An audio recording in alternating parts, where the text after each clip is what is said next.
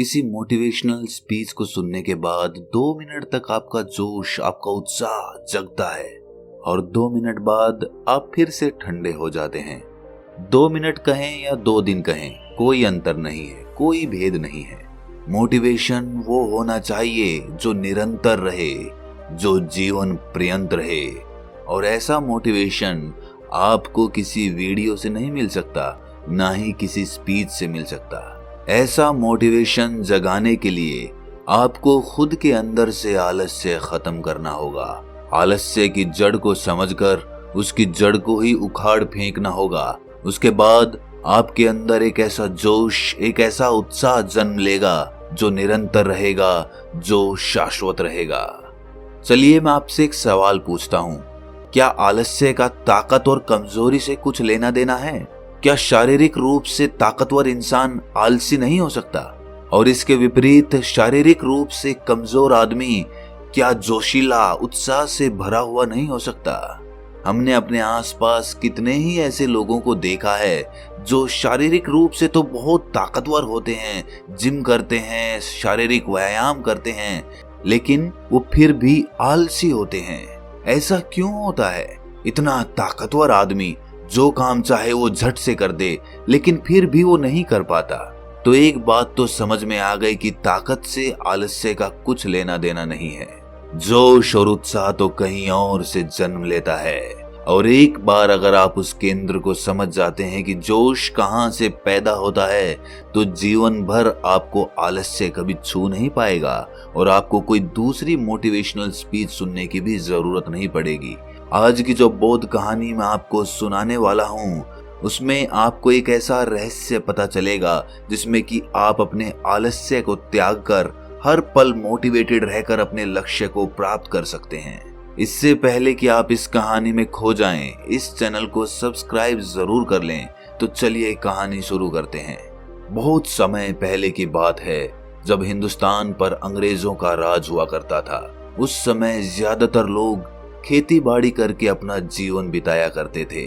उसी समय टनकपुरा नाम के गांव में सुनील अपने पिता के साथ रहा करता था। सुनील अभी शादीशुदा नहीं था और अपने पिता के साथ खेती बाड़ी में अक्सर उनका हाथ बटाया करता था।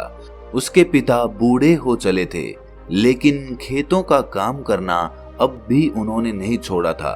दूसरी तरफ सुनील शारीरिक रूप से काफी मजबूत था। जिस काम को करने के लिए 4-4 लोगों की जरूरत होती थी, वहां पर सुनील उस काम को अकेला ही कर देता था।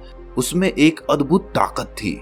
उसकी माँ घर पे गाय और भैंसें पाला करती थी, जिनका दूध पी पी कर सुनील बहुत ही ताकतवर हो चुका था।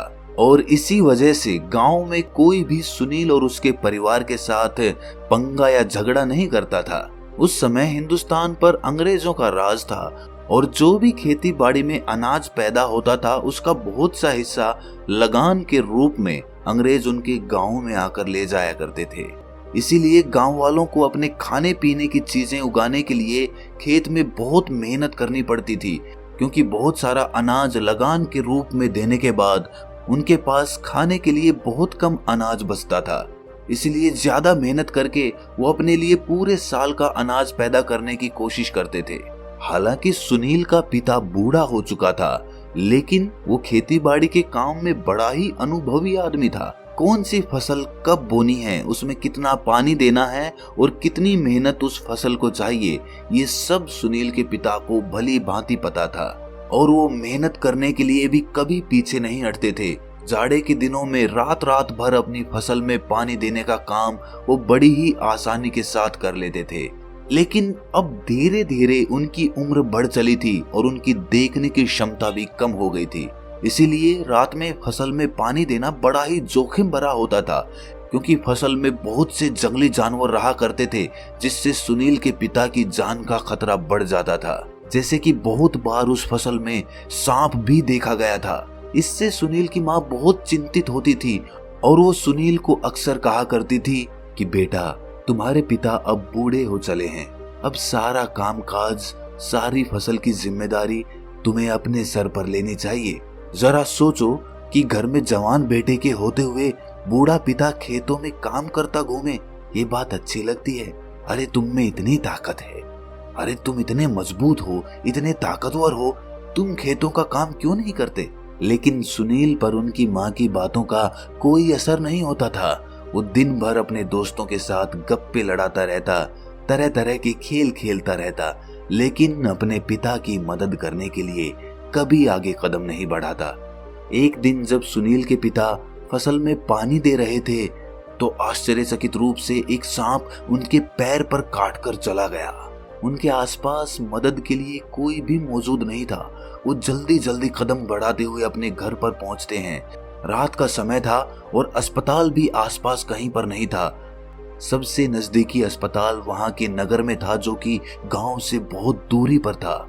इसीलिए जब आनन फानन में सुनील अपने पिता को नगर में लेकर जाता है तो रास्ते में ही उनकी मृत्यु हो जाती है। सुनील अपने पिता के मृत शरीर को लेकर अपने घर पर वापस लौट आता है। उसके घर में सन्नाटा छा गया था। घर में अब कोई नहीं बचा था जो घर की जिम्मेदारी अपने कंधों पर ले सके। घर में सिर्फ सुनील और उसकी माँ बचे थे। अब पूरी जिम्मेदारी सुनील के कंधों पर थी। सुनील ने कभी सपने में भी नहीं सोचा था कि उसका जीवन आगे किस तरह चलने वाला है। अब तक जो सुनील बेफिक्र हुआ करता था, अचानक से सारी जिम्मेदारी उसी के कंधों पर आ गई। अब उसे ही फसल उगानी पड़ती थी।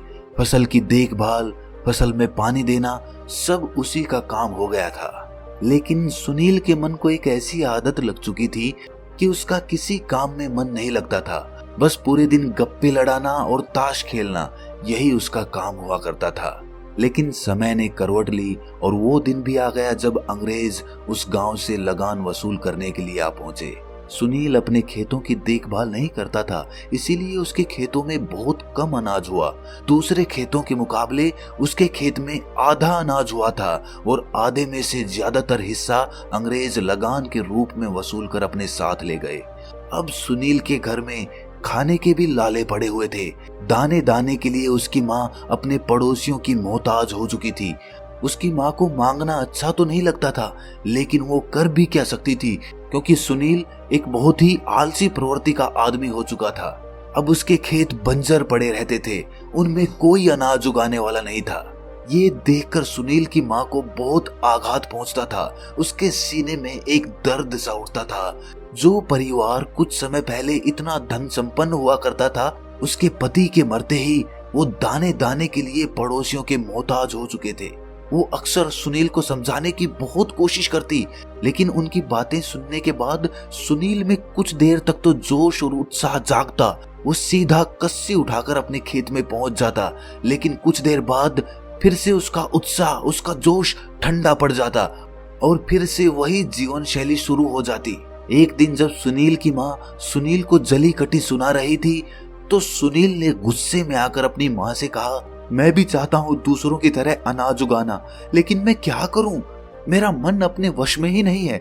मैं रोज रात में ये सोचकर सोता हूँ कि सुबह उठकर अपने खेतों में काम करूंगा और अनाज उगाऊंगा, लेकिन सुबह उठते ही पता नहीं मुझे ऐसा क्या हो जाता है कि बिस्तर से उठने का भी मेरा मन नहीं करता। मैं खुद अपने आप से बहुत परेशान हूँ। मैं खुद इन चीजों से छुटकारा चाहता हूँ। मैं क्या करूँ, मुझे कुछ समझ नहीं आता। ये सारी बातें सुनील का पड़ोसी भी सुन रहा था। सुनील का ये कथन सुनने के बाद उसके पड़ोसी ने कहा कि बेटा, तुम्हारे जैसी ही हालत मेरे बेटे की हुआ करती थी, लेकिन किसी ने मुझे बताया कि पड़ोस के गांव में एक बौद्ध भिक्षु आया हुआ है। जब मैंने अपने बेटे को उससे मिलाया तो पता नहीं उसने ऐसा क्या बताया कि मेरा बेटा आकस्मिक रूप से एकदम बदल गया।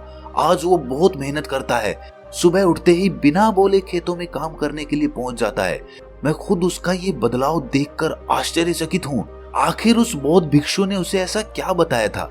तुम भी एक बार जाकर उस बौद्ध भिक्षु से जरूर मिल लो। वो कुछ पैसे तो लेता नहीं है। अगर तुम्हारा फायदा भी नहीं हुआ तो तुम्हें कुछ नुकसान भी नहीं होगा। ये सुनकर सुनील की माँ ने सुनील से कहा कि बेटा, तुम एक बार जाकर उस बौद्ध भिक्षु से जरूर मिल लो। उसके बाद भी अगर तुम्हारे अंदर कोई बदलाव नहीं होता तो मैं सह लूंगी, लेकिन अपने स्तर पर तुम अपने आप को बदलने की कोशिश तो करो। तुम में इतनी क्षमता है, इतने ताकतवर हो, फिर भी तुम कोई काम नहीं करते हो। तुम एक बार उस बौद्ध भिक्षु से जरूर मिल लो। मुझे पूरा यकीन है कि कुछ ना कुछ सहायता तो तुम्हें जरूर वहां से मिलेगी। ये सुनकर सुनील अगले दिन ही उस बौद्ध भिक्षु के पास पहुंच जाता है और उन्हें अपनी सारी समस्या बता देता है। उसकी समस्या सुनने के बाद बौद्ध भिक्षु कहना शुरू करते हैं। बौद्ध भिक्षु उसे बताते हैं कि तुम रात में तो ये सोचकर सोते हो कि तुम्हें सुबह खेतों में काम करना है, लेकिन सुबह तुम बिस्तर से उठ ही नहीं पाते हो। ऐसा क्यों होता है? ये सुनकर सुनील कहता है कि महात्मन, वही तो जानने के लिए मैं आपके पास आया हूँ। उसके बाद वो बौद्ध भिक्षु कहता है कि तुम अपने आप को बदलना तो चाहते हो, ये तो जाहिर है, लेकिन तुम 2 मिनट में ही अपने आप को बदलना चाहते हो। 2 मिनट तक तुम्हारे अंदर जोश और उत्साह उठता है और फिर से वो ठंडा हो जाता है। इसीलिए तुम रात में तो सोचकर सोते हो, लेकिन सुबह वो काम कर नहीं पाते हो, क्योंकि 2 मिनट का जोश और उत्साह तुम्हें केवल दुख ही देगा, क्योंकि तुम वो काम पूरा नहीं कर पाओगे, और पूरा नहीं करोगे तो तुम सोचोगे कि मेरा जोश और उत्साह किसी काम का नहीं है। इसीलिए कभी भी किसी बात पर भी अकस्मात रूप से जोशीले मत हो जाओ। अपने मन को शांत रखो और शांत प्रवृत्ति के साथ एक निरंतर जोश और उत्साह पैदा करने की कोशिश करो। मैं इसके लिए तुम्हें 5 रास्ते बताता हूँ, जिसके द्वारा तुम जीवन पर्यंत जोश और उत्साह से भरे हुए रह सकते हो और किसी काम को करने में तुम्हें कोई परेशानी नहीं आएगी। सबसे पहला सिद्धांत, अपने लक्ष्य की तरफ हर दिन हर रोज एक कदम बढ़ाने का फैसला करो। तुम्हें पूरा काम एक दिन में खत्म नहीं करना है। यही सोचकर तो हम कभी भी अपने काम को पूरा नहीं कर पाते। तुम खुद सोचो, क्या तुम एक दिन में ही अपने खेतों में फसल उगा सकते हो? कभी नहीं उगा सकते। फसल उगाने का काम धीरे धीरे होता है। इसीलिए तुम रोज अपनी फसल उगाने की तरफ एक कदम बढ़ाना शुरू करो। जैसे कि फसल उगाने की बारी आई तो सबसे पहले एक दिन जाकर तुम अपने खेतों को तैयार कर दो। उसके बाद धीरे धीरे हर एक दिन के साथ अपने खेतों में फसल उगाने का काम बढ़ाते रहो।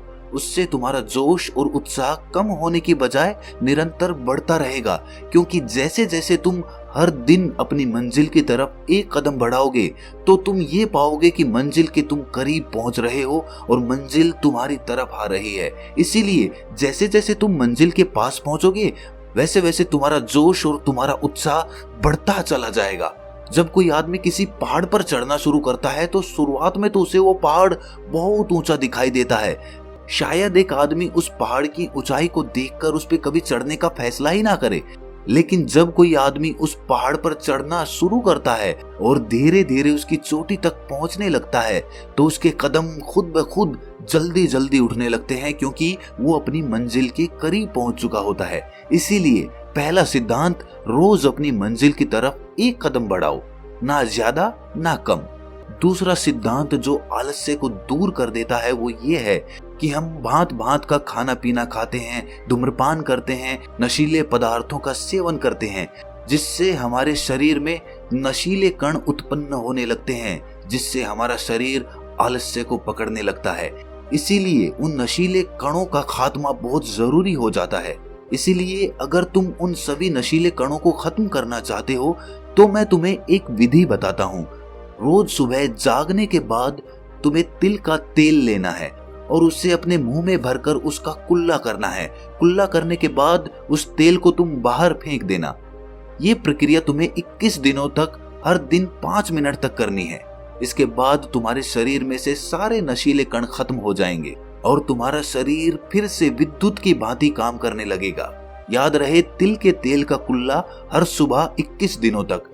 तीसरा सिद्धांत जो आपके आलस्य को जड़ से उखाड़ कर फेंक देगा वो ये है कि स्वाद को भुलाकर वो खाओ जो सीधे प्रकृति से प्राप्त होता हो।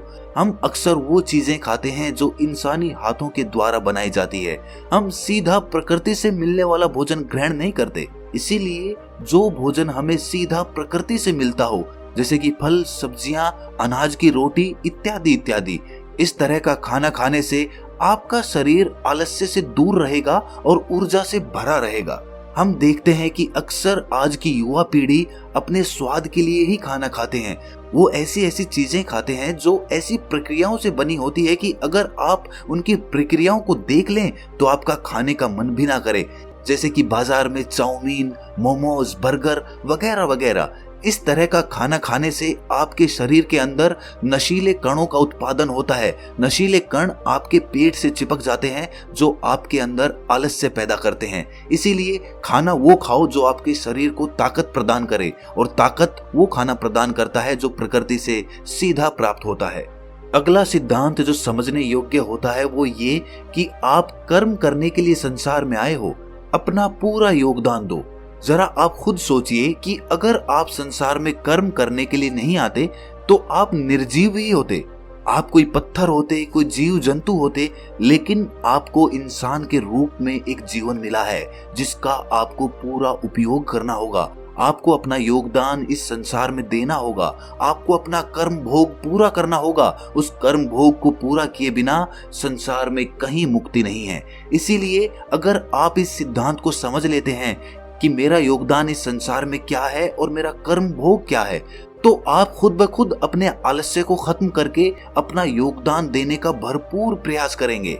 इसके बाद जो आखिरी बात समझने की होती है वो ये कि हमारे बिना भी वो काम तो पूरा हो ही जाएगा।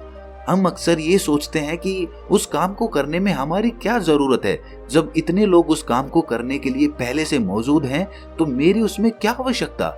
और यही सोचकर हम अपना योगदान उस काम में नहीं देते हैं। लेकिन अगर उस काम को हम अपनी जिम्मेदारी समझें, हम ये समझें कि ये काम मैं ही पूरा कर सकता हूँ और मेरे बिना ये काम कभी पूरा ही नहीं हो पाएगा, तो आपको अपनी जिम्मेदारियों का एहसास होगा और उसके बाद आप अपने आलस्य को दूर कर पाने में सक्षम होंगे। आप अपने आलस्य को समझ पाएंगे और उसको दूर भी कर पाएंगे। तो दोस्तों, कैसी लगी आपको ये कहानी कमेंट सेक्शन में जरूर बताना, और अच्छी लगी तो इस चैनल को सब्सक्राइब जरूर कर लेना। तो मिलते हैं अगली कहानी में, तब तक के लिए अपना ख्याल रखें।